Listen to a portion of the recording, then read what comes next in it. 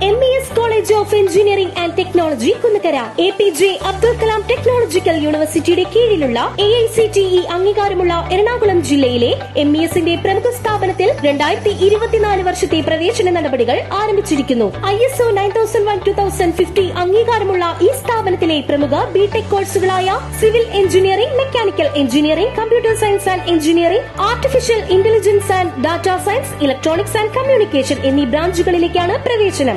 വിദ്യാർത്ഥികൾക്ക് college bus ഉപയോഗം തികച്ചും സൗജന്യമായിരിക്കും. MES മാനേജ്മെന്റിന്റെ കീഴിലായതിനാൽ വളരെയധികം ക്യാമ്പസ് റിക്രൂട്ട്മെന്റ് നടക്കുന്നു. സാമ്പത്തികമായി പിന്നോക്കം നിൽക്കുന്ന പെൺകുട്ടികൾക്ക് ഹോസ്റ്റൽ താമസവും ഭക്ഷണം തികച്ചും സൗജന്യം.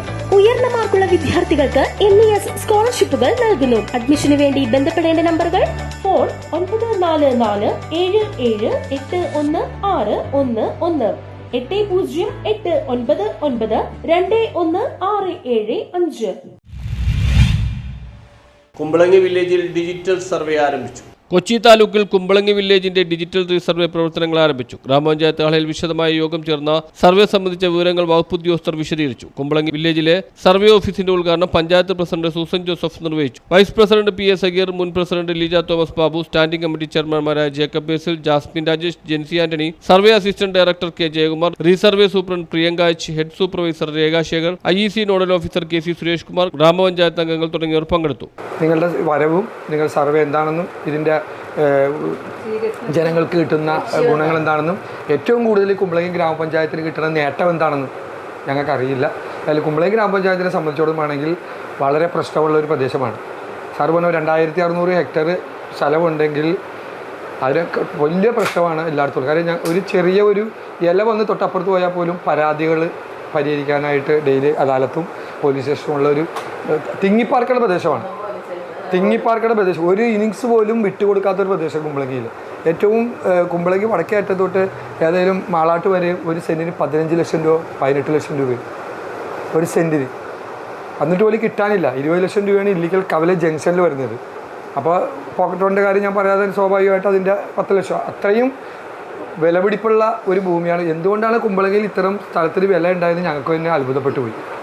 അത്ഭുതമാണ്. ഇത് എന്താണ് പള്ളുരുത്തി പോലും അത്ര വിലയില്ല. എന്തുകൊണ്ടാണ് കുമ്പളങ്ങിയിൽ ഇത്രയും സ്ഥലം കിട്ടാനില്ല? ഏതായാലും ഞങ്ങൾക്ക് പറയാനുള്ളത് ഇപ്പോൾ ഗവൺമെൻറ് പറഞ്ഞേക്കുന്ന ഡിജിറ്റൽ പ്ലാറ്റ്ഫോം സ്കെച്ച് അത് ഏറ്റവും വലിയൊരു കാര്യം. ഒരു രീതിയിൽ തന്നെ സാറ് പറഞ്ഞൊരു ഉദാഹരണം പറഞ്ഞു, ഗൂഗിൾ പേ.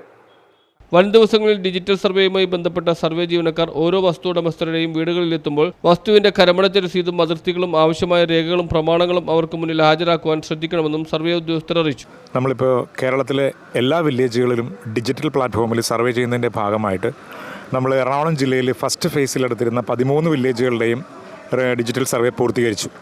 സെക്കൻഡ് ഫേസിലുള്ള കൊച്ചി മേഖലയിലെ ആദ്യത്തെ വില്ലേജാണ് നമ്മുടെ കുമ്പളങ്ങി വില്ലേജ്. അപ്പോൾ അതിൻ്റെ ഡിജിറ്റൽ സർവേ നമ്മളിപ്പോൾ ഔപചാരികമായിട്ടുള്ള രീതിയിലുള്ള ഉദ്ഘാടനം ഇന്നത്തെ ദിവസം നടന്നായിരുന്നു. അപ്പോൾ ഏകദേശം 2600 മേൽ ഹെക്ടർ വരുന്ന വലിയൊരു വില്ലേജാണ് കുമ്പളങ്ങി. അപ്പോൾ കുമ്പളങ്ങി വില്ലേജിലുള്ളതായിട്ടുള്ള എല്ലാ വസ്തു ഉടമസ്ഥന്മാരും ഇനിയുള്ള ദിവസങ്ങളിൽ നിങ്ങളുടെ വീടുകളിലേക്ക്, നിങ്ങളുടെ വസ്തുവിൻ്റെ അതിർത്തികളിലേക്ക് നമ്മുടെ സർവേ ചെയ്യുന്നതായിട്ടുള്ള ഉദ്യോഗസ്ഥന്മാർ നിരന്തരം വരാൻ പോവുകയാണ്. അപ്പോൾ അതുമായി ബന്ധപ്പെട്ട് നിങ്ങളുടെ വാർഡ് തലത്തിലുള്ളതായ മീറ്റിങ്ങുകൾ ഇനിയുള്ള ദിവസങ്ങളിൽ നിങ്ങളുടെ വാർഡ് മെമ്പർമാർ വിളിച്ചു ചേർക്കുന്നതായിരിക്കും. അപ്പോൾ ഇത് വളരെ പ്രധാനപ്പെട്ട ഒരു സംഗതിയാണ്. സർവേ, രജിസ്ട്രേഷൻ ആൻഡ് റവന്യൂ എന്നീ 3 വകുപ്പുകളുടെ സംയുക്തമായിട്ടുള്ള ഏകീകരണത്തോടെ ഈ 3 ഡിപ്പാർട്ട്മെൻറ്റുകളുടെയും ആ 3 ഡിപ്പാർട്ട്മെൻറ്റുകൾ ഉപയോഗിക്കുന്നതായ സോഫ്റ്റ്വെയറുകളുടെയും ഒരു ഇൻ്റഗ്രേഷൻ നടക്കുകയാണ്. അതിലൂടെ നിങ്ങൾക്ക് വിവിധ ഓഫീസുകളിൽ ഇനി കയറി ഇറങ്ങാതെ തന്നെ ഭൂമി സംബന്ധമായ എല്ലാ കാര്യങ്ങളും നിങ്ങൾക്ക് ഒറ്റ പോർട്ടലിൽ നിങ്ങൾക്ക് വളരെ പെട്ടെന്ന് തന്നെ കൈകാര്യം ചെയ്യാൻ സാധിക്കുന്ന തരത്തിലേക്കാണ് ഗവൺമെൻറ് ഈ പദ്ധതി വിഭാവനം ചെയ്തിരിക്കുന്നത്.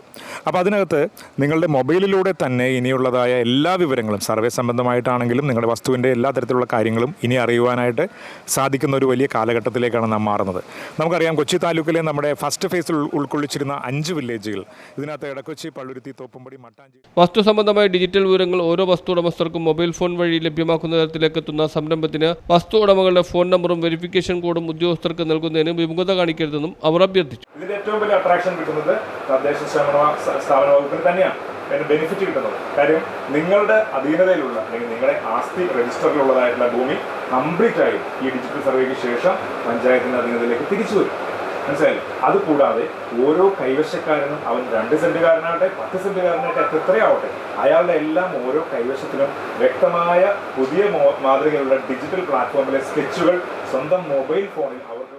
News bureau, Kumbalangi.